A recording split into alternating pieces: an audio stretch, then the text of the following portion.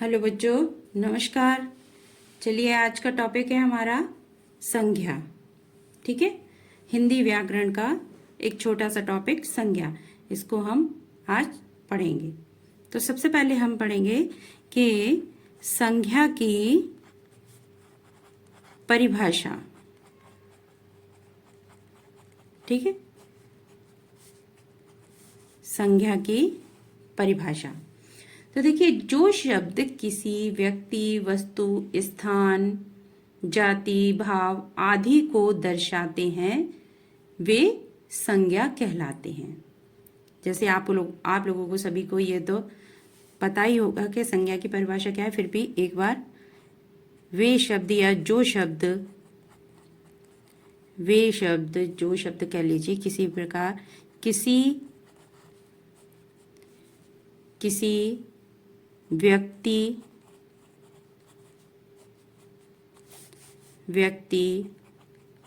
वस्तु, स्थान, जाति, भाव आदि को दर्शाते हैं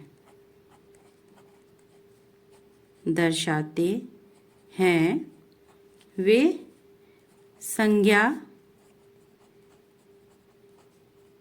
संज्ञा कहलाते हैं।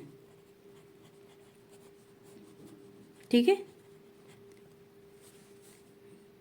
जो शब्द किसी, या यहाँ पर जो की जगह हम वे भी लिख सकते हैं, वे शब्द किसी व्यक्ति, वस्तु, स्थान, जाति, भाव आदि को दर्शाते हैं वे संज्ञा कहलाते हैं। इसको इजी और सरल उस भाषा में हम इस तरीके से भी समझ सकते हैं, वे शब्द जो किसी व्यक्ति, वस्तु, स्थान, प्राणी के नाम को संज्ञा कहते हैं। इस तरीके से भी हम समझ सकते हैं। अब देखिए उदाहरण, जैसे राम, मेज और जयपुर। अब देखिए इसमें क्या है, राम क्या है, किसी भी व्यक्ति का नाम आ गया। ठीक है, मेज क्या है, वस्तु, राम क्या है, व्यक्ति का नाम।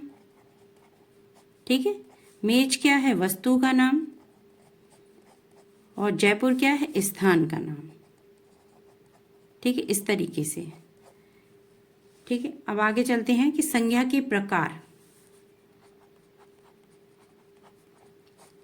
संज्ञा के प्रकार कितने होते हैं और कौन कौन से होते हैं। देखिए, मोस्टली संज्ञा के 3 प्रकार होते हैं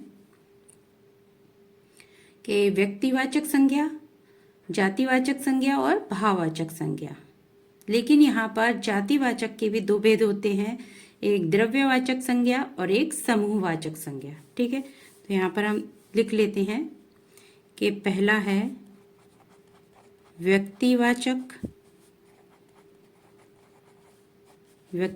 संज्ञा। ठीक है, दूसरा है जातिवाचक संज्ञा,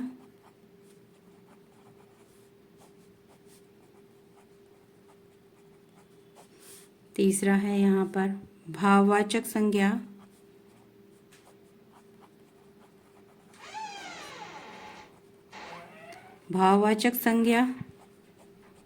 चौथा है द्रव्यवाचक संज्ञा, पांचवा है समूहवाचक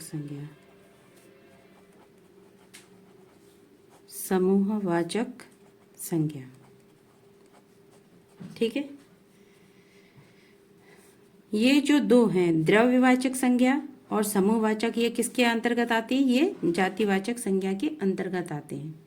ठीक है, अब देखिए व्यक्तिवाचक संज्ञा किसे कहते हैं, जिन शब्दों से किसी व्यक्ति का बोध होता है उन्हें व्यक्तिवाचक संज्ञा कहते हैं। जिस शब्द से किसी जाति का बोध होता है उसे जातिवाचक संज्ञा कहते हैं। जिस शब्द से किसी भाव का वो बोध होता है उसे भाववाचक संज्ञा कहते हैं। जिन शब्दों से किसी द्रव्य का बोध होता है उसे द्रव्यवाचक संज्ञा कहती हैं, और जिन शब्दों से किसी समूह का बोध होता है उन्हें समूहवाचक संज्ञा कहते हैं। ये तो सिंपल सी परिभाषा है। अब देखिए व्यक्तिवाचक संज्ञा में हम उदाहरण लेते हैं।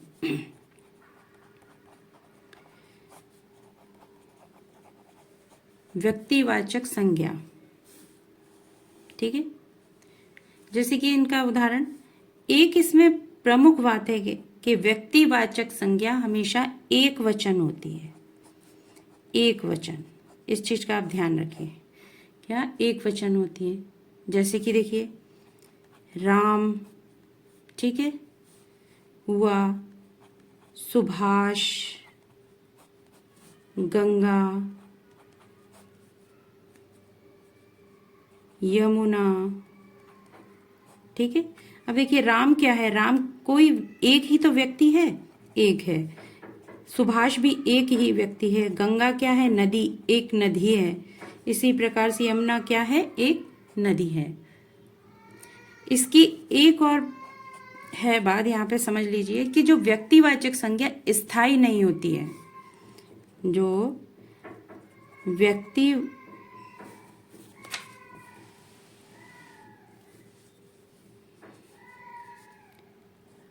व्यक्तिवाचक संज्ञा स्थायी नहीं होती है, स्थायी नहीं होती है, ठीक है। इसको एक बार से दोबारा से रिवीजन करेंगे इसका, कि व्यक्तिवाचक संज्ञा एक वचन होती है हमेशा। जैसे किसी का नाम लेते हैं, राम या सुभाष या गंगा या यमुना, तो राम कौन, एक व्यक्ति का नाम है, सुभाष एक व्यक्ति का, गंगा नदी एक, यमुना एक है, ठीक है, इस तरीके से। अब जो व्यक्तिवाचक संज्ञा होती है, व्यक्तिवाचक संज्ञा स्थायी नहीं होती है। जैसे कि समझिए, एक उदाहरण से हम समझेंगे यहाँ पर कि राम को हम रामा भी बोलते हैं, रामा भी कभी बुला सकते हैं, रामू भी बुला सकते हैं, रामू भी बुला सकते हैं।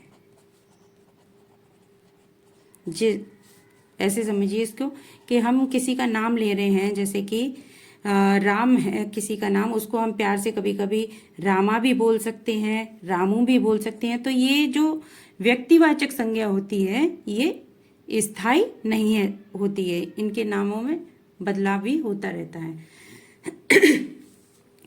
नेक्स्ट है दूसरा हमारा जातिवाचक संज्ञा। जातिवाचक संज्ञा, अब देखिए जातिवाचक संज्ञा, जैसे कि मैंने ऊपर बताया कि व्यक्तिवाचक संज्ञा एक वचन होती है या एक होती है, ऐसे समझ लीजिए। लेकिन जातिवाचक संज्ञा क्या होती है, अनेक होती है, अनेक, ठीक है, या बहुवचन होती है, ऐसे भी समझ सकते हैं, ठीक है। अब जैसे उदाहरण से समझेंगे, पर्वत, नदी, तालाब, या फिर किला, या फिर महल, ठीक है। अब कैसे आप कहोगे कि ये कैसे, अब देखिए पर्वत क्या है, एक जाति समझ लीजिए, जो हिमालय, अब जैसे कि पर्वत है तो उसमें हिमालय पर्वत आता है, कंचनजंगा आता है, माउंट एवरेस्ट आता है, कई प्रकार के पर्वत आ जाते हैं। तो पर्वत क्या हुआ, ये बहुवचन होता है कई प्रकार से, तो ये अनेक हैं, एक तो पर्वत नहीं है ना, अनेक प्रकार के पर्वत हैं, ठीक है। इसी प्रकार से नदी एक नहीं है, कैसे हैं, कोई गंगा नदी, यमुना नदी, कोई गंगा है, कोई यहाँ पर यमुना है, कोई सरस्वती है, सरस्वती आदि कई नदियां हैं। तो नदी शब्द जो हुआ वो कैसा हुआ, अनेक हुआ, ठीक है। इसी प्रकार से किला, कहीं दिल्ली का किला, अजमेर का किला, या कहीं किसी भी प्रकार से कहीं का भी किला, ठीक है। तो ये जातिवाचक संज्ञा हमेशा अनेक होती हैं, ऐसे ध्यान रखिए। और यहाँ पे मोस्ट समझ लेते हैं किस प्रकार से जातिवाचक संज्ञा अनेक होती हैं। दूसरा पॉइंट, ये लुप्त नहीं होते, ना ही बदले जाते हैं। जातिवाचक संज्ञा जो होती है ये लुप्त नहीं होते, ना ही बदले जाते हैं, बदले जाते हैं, ठीक है। और ये स्थायी होते हैं। तीसरा पॉइंट, ये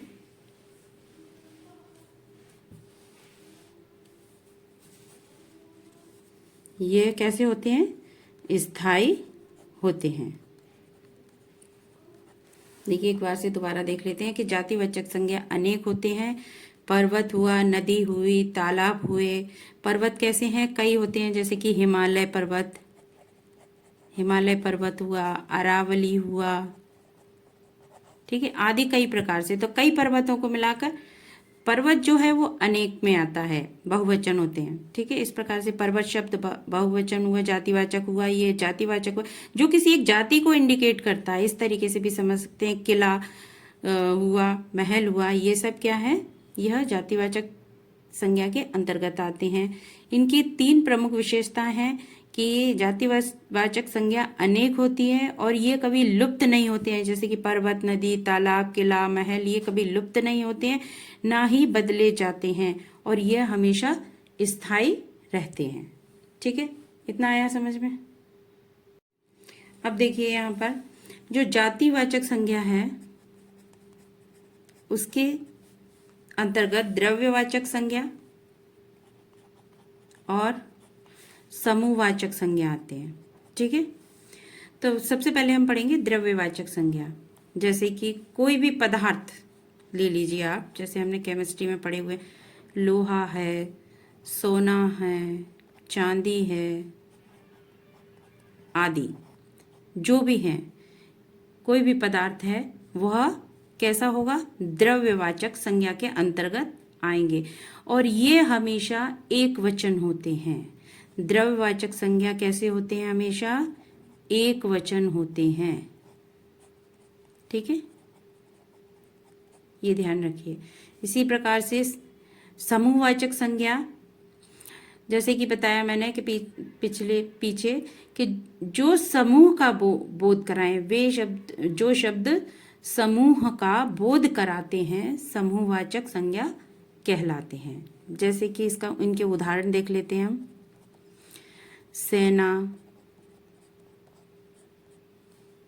पुलिस,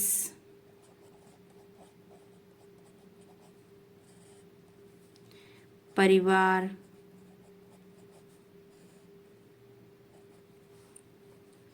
कक्षा, जुलूस आदि, ठीक है। अब देखिए सेना कोई एक तो नहीं होती है, पुलिस भी एक नहीं होती, परिवार में कई सदस्य होते हैं, तो परिवार कैसा हुआ? समूहवाचक संज्ञा, ठीक है। और कक्षा, यह भी समूहवाचक संज्ञा। जुलूस, जिससे कि समूह का बोध हो। सीधे सिंपल ऐसे समझ सकते हैं कि जिन शब्दों से समूह का बोध हो वह कैसे कहलाती हैं? समूहवाचक संज्ञा। और जो समूहवाचक संज्ञा होते हैं ये कैसे होते हैं? बहुवचन। हमेशा ध्यान रखिए कैसे होंगे? बहुवचन। आगे चलते हैं हम। नेक्स्ट,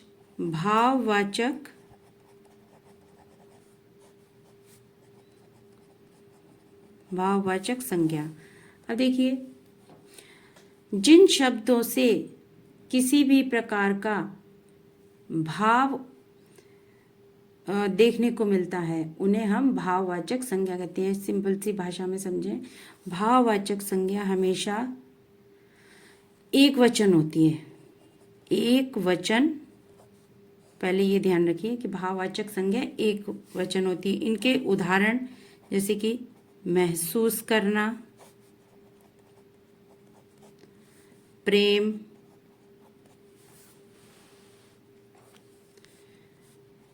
घृणा, ये जो शब्द हैं, क्रोध, ईर्ष्या, ठीक है, ये जो शब्द हैं ये कैसे हैं? भाववाचक संज्ञा।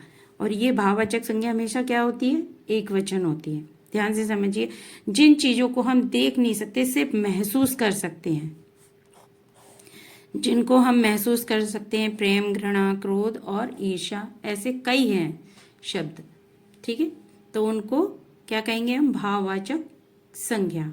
ठीक है। अब एक मोस्ट बात और है, यदि भाव जाति में बदलने पर बहुवचन हो जाता है। यदि कोई भाववाचक संज्ञा है, उसे जाति वाचक में बदलना है, तब वो वहां पर क्या हो जाता है? वह बहुवचन हो जाता है। और इसकी एक ट्रिक भी है समझने के लिए कि जिन शब्दों के अंत में, जिन शब्दों के अंत में प्रत्यय लगता है, प्रत्यय लगता है, वे भाववाचक